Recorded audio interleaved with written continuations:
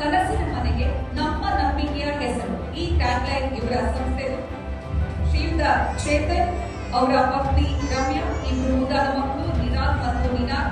Contractor ಆಗಿ ಆರಂಭದಲ್ಲಿ ಕೆಲಸ ಶುರು ಮಾಡಿದವರು. ಅದಾದ ನಂತರ ತಮ್ಮದೇ ಆದಂತಹ ಉದ್ಯಮ ಕಮಲ ಆರ್ಟ್ಸ್ ಅನ್ನ ಶುರು ಮಾಡಿದ್ರು.